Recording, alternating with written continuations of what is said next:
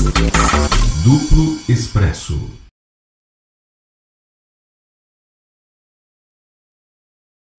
Mas eu queria perguntar para o Felipe Quintas o seguinte: antes eu vou mostrar para quem está lá em casa o belíssimo artigo que o Felipe Quintas publicou com a gente, a estreia dele lá no Duplo Expresso. Nós publicamos ontem um artigo dele, ó, tá aqui, que é esse aqui. Eu mudei o título dele, ó, o título original que ele mandou era Eleição 2018 e Perspectivas da Esquerda e do País. Eu mudei para Dilema da Esquerda em 2018, entre encontrar o seu rumo e a derrota total. E aí eu coloquei lá coloquei um resuminho, assim, né, como fazendo as vezes de lead. E aí eu vou ler a parte final, na sua conclusão, Felipe, que você fala assim, ó. É preciso que haja a defesa intransigente do projeto nacional popular associada à denúncia da candidatura de Jair Bolsonaro como a continuidade do projeto neoliberal e não fascista de entrega total do país, iniciado na redemocratização e aprofundado com o PSDB no governo FHC. Ainda que a candidatura de Fernando Haddad não logre ser vitoriosa, se assim proceder, dará o rumo e a direção que hoje faltam à esquerda, atordoada pelo medo semeado pelos grupos interessados em ter direita e esquerda na sua mão como dois lados da mesma moeda.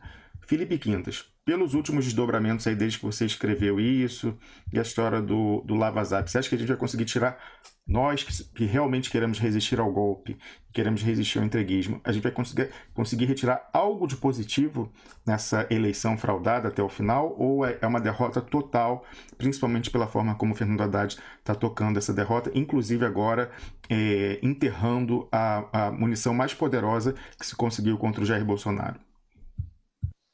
Eu penso que é uma derrota total. Eu penso que a esquerda não vai tirar nada de positivo e nada de propositivo dessa eleição. Não, do jeito que a campanha do Fernando Haddad, desde o Felipe, início. desculpe, a esquerda vai tirar a máscara, já vai ser alguma coisa boa. Pois é, né? Mas eu estou dizendo assim, de alguma coisa assim que a faça se mover para frente, enfrentar os desafios que se colocam aí. De fato, não tem. O máximo que vai ter é tirar a máscara, mas isso só vai mostrar aí que a gente perdeu tempo com isso que estava aí até agora, né? E é claro que isso pode engendrar aí uma dinâmica em que se coloca a necessidade de uma renovação, de uma nova coalizão de força pela esquerda, com um projeto nacional popular, trabalhista, etc.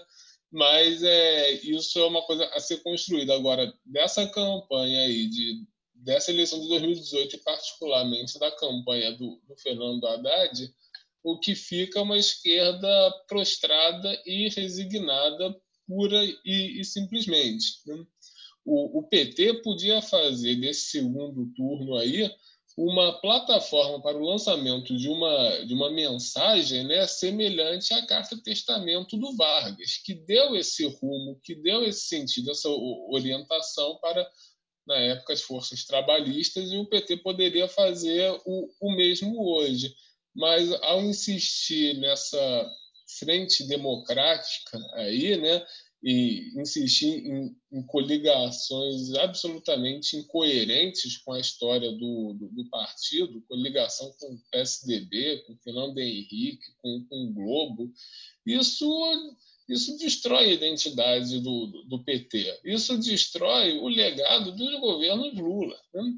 Isso destrói a esquerda como um todo, já que o PT, sem dúvida alguma, tem uma liderança na esquerda, é o maior partido, e isso traz uma responsabilidade ao partido, ao PT, de conseguir colocar aí uma agenda propositiva em defesa do país, em defesa do povo. Isso não está acontecendo, muito pelo contrário. Até que a campanha do Haddad pontualmente coloca questões relacionadas ao trabalho, à defesa do país, mas tudo isso fica muito esparso, não tem uma articulação em torno de um novo projeto. Parece que eles acreditam realmente que vão conseguir ganhar a eleição jogando propostas aleatórias ao público, e não se preocupam muito em montar um programa coerente que balize daqui em diante o que vai ser o que vai ser a esquerda. A política não se resume à eleição. A eleição é um momento muito importante da política, mas existem outras estratégias, outras formas de construir, de fazer a política.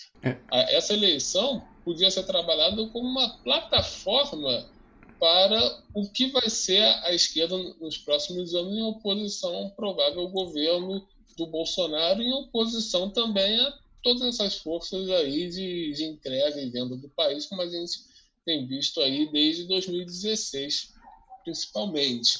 Ou pelo menos para a construção de um arremedo de uma frente popular que pudesse, ao longo do tempo, se fortalecer. O que parece é que a esquerda, após a eleição, após o processo eleitoral, vai entrar completamente fragmentada para lutar contra essas forças conservadoras, Felipe. Exatamente. E tanto vai estar mais fragmentada quanto mais estiver sem projeto, sem uma coerência nas propostas e no programa que unifique essa esquerda, né? Muito dessa fragmentação que a gente verifica hoje, que vai aumentar depois do dia 28, decorre justamente dessa falta de projeto, dessa falta de perspectiva. Então, na falta de uma perspectiva unificadora coerente, cada tendência de esquerda lança as suas próprias ideias e isso vai criando um arquipélago, né? A esquerda precisa atuar como um continente, mas ela se fragmenta cada vez mais num arquipélago completamente incoerente e que coloca aí uma oposição aí a todas essas forças do golpe muito fraca, né?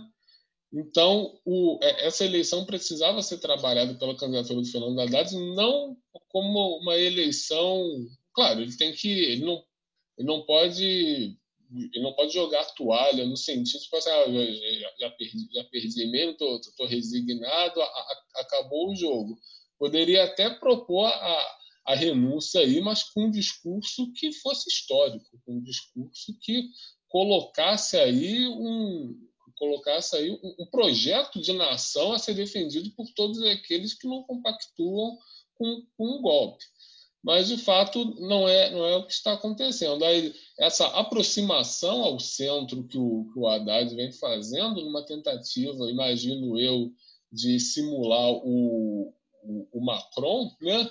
De se tornar o Macron brasileiro, isso não faz o menor sentido, já que a realidade do Brasil, ao contrário da França, não comporta um Macron, não comporta uma força supostamente de centro que unifique a esquerda, os sindicatos, a centro-direita liberal, numa só candidatura. Boa parte da centro-direita liberal já migrou para o Bolsonaro, né?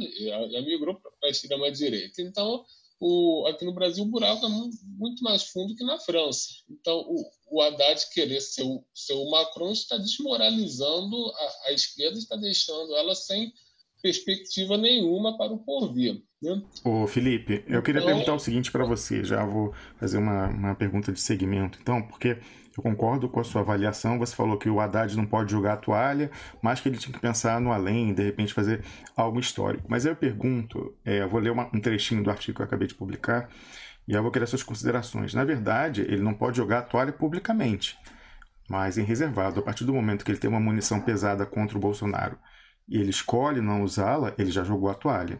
E aí ele está vendo, na verdade, o que ele pode fazer com essa toalha.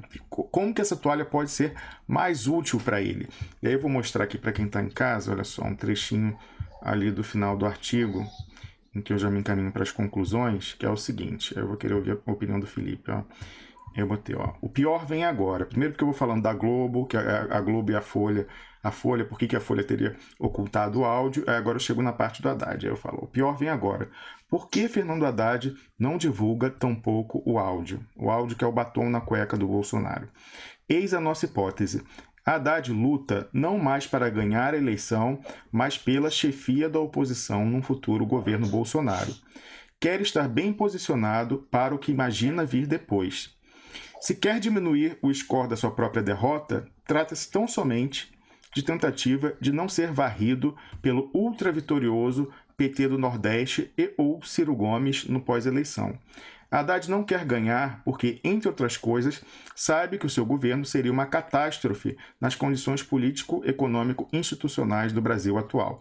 Seria obrigado a realizar o que chamamos, semanas atrás, de o plano perfeito da finança transnacional, em que ele vai ter que dar tudo, entregar tudo e destruir o PT pela total e frontal traição das suas bases. Eu coloquei aqui, retomei essa parte, não vou ler aqui, mas eu continuando. Item 2. Mesmo que quisesse de fato ganhar, o que não parece nem remotamente ser o caso, Haddad sabe, como os Marinho, que Bolsonaro já ganhou. Essa é a minha opinião, porque que os Marinho não entraram no Zapgate. Além de possivelmente temer retaliações no novo regime, caso decida pela publicação do áudio, pode ter encontrado uma aplicação muito mais útil para o mesmo. A exemplo da Folha, usar a não publicação desse áudio como alavanca contra o novo presidente. E se o áudio puder... é uma pergunta agora. E se o áudio pudesse ajudar Haddad a convencer o novo regime a dar uma mão na luta contra os seus rivais no PT e na esquerda no Day After? Eu coloquei entre parênteses, te cuida Jacques Wagner, te cuida Ciro Gomes. E se, enterrando o áudio, o civilizado Haddad e o bárbaro Bolsonaro puderem selar uma paz clandestina em que ambos se escolhem reciprocamente como adversários exclusivos, ficando com mãos livres para eliminar as demais ameaças às suas respectivas hegemonias. Percebem como já se trava a luta de 2019 nesta última semana de segundo turno, de uma eleição de todo fraudada? Mais ainda quando o derrotado, entre aspas, escolhe guardar a sua mais pesada munição para não ter o risco de não vir a sê-lo, isto é, para não ter o risco de vencer e para, ao contrário disso, poder mais tarde auferir vantagens para si no novo regime, no regime Bolsonaro. E eu falava aqui, não tem a questão, eu acho que não está nessa parte aqui não, mas é o seguinte, o Haddad, olha aqui, eu falei, ora, evidente, como proceder como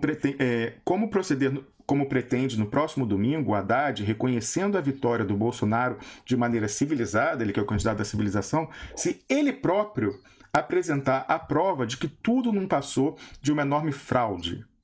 Mais uma vez, assim como no caso da insegurança das urnas, Haddad está escolhendo ser o fiador da rigidez da vitória eleitoral, entre aspas, da extrema-direita e da vitória do golpe.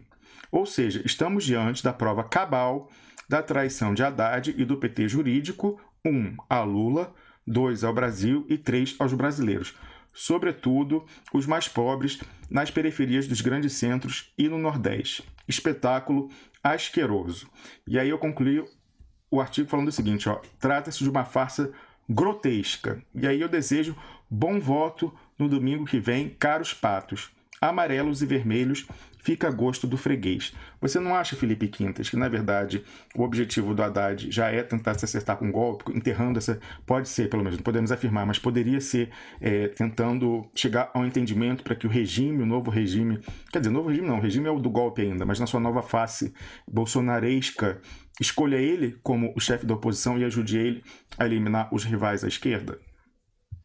Sem dúvida, isso interessa não só a ele, mas a todo o PT paulistocêntrico, já que o PT que sobrou nas urnas depois do dia 7 de outubro está quase exclusivamente no Nordeste. Fora do Nordeste, o PT foi devastado, né? De senador ficou o Paulo Paim, só ali no Rio Grande do Sul, fora do eixo do Nordeste. Então, é natural que depois das eleições, depois de uma derrota presidencial do PT nesse ano, que esse PT do Nordeste, que tem muito mais a ver com essa tradição nacional popular herdada do trabalhismo, do Miguel Arraes, lá em Pernambuco, esse PT do Nordeste tem muito mais a ver com isso do que aquele PT, aquele PT basista e paulistocêntrico, baseado nessa visão de mundo bandeirante de São Paulo. Então, e como a cúpula do PT é muito ligada a esse PT paulistocêntrico, a cúpula do PT, então interessa ao PT que o Haddad, que é o representante máximo dessa corrente do PT, que ele consiga se colocar como líder dessa oposição, digamos, democrática, né, como eles gostam de se se autoproclamar em contraposição ao autoritário Bolsonaro, é interessante para a continuidade dessa cúpula do PT, para a manutenção de forças internas dentro do PT, que o Haddad seja essa liderança. E para isso é fundamental que a diferença do Bolsonaro para o Haddad não seja muito grande, porque se o Bolsonaro ganhar com mais de 60% de votos, não vai ter a menor condição dessa cúpula paulistocêntrica do PT manter a hegemonia dentro do partido. Então, a direção do partido migra quase que automaticamente para o Nordeste e passa para a liderança do Jacques Wagner e desse outro PT, que por ser um PT muito mais sintonizado com as demandas históricas do povo brasileiro, é um PT com votações massivas ali, enquanto o resto do PT foi devastado do país. E lembrando que o senador Paulo Paim, que foi eleito no Rio Grande do Sul, ele manteve sua eleição em um contexto digamos, da chamada onda conservadora. Ele é um senador negro eleito num estado do Sul, né, o que é um dado a mais, mas ele conseguiu isso porque ele mantém uma identidade de aproximação com os trabalhadores, com o povo ali do Rio Grande do Sul. Ao passo que o resto do PT, fora do Nordeste, não tem mais aproximação nenhuma com o povo, né? Não sintoniza mais. E o exemplo cabal disso foi aqui no Rio de Janeiro, com a candidatura da Márcia Tiburi, que foi de longe a pior candidatura do PT em toda a sua história, né? Então, é claro que respondendo... Mas provavelmente ela foi maciçamente votada pelo pessoal que vive na bolha do Facebook. Com certeza. Com certeza. Eu já nem sei mais se a bolha do Facebook pode até ter dito que votaria nela, mas será que na hora votou mesmo ali, né? Não sabemos, né? Então, Carlos, no caso, lá ela concorria com outro campeão de hashtag, que é o professor lá, como é que é o nome dele, Felipe? Tarcísio do PSOL. Então é outro que faz tirada em debate para fazer hashtag. Então, assim, bem ali. Ela, na verdade, eu falava aqui, né, ela era a primeira candidata do PSOL, cujo número na urna era 13.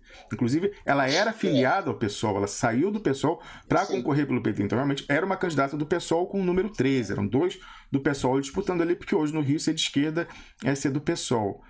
E aí todo mundo sabe as críticas que eu tenho a esse partido, que é um partido ali de bandeiras, principalmente de bandeiras identitárias, sem nenhuma densidade ideológica, nenhum programa, nenhum projeto nacional, muito longe disso.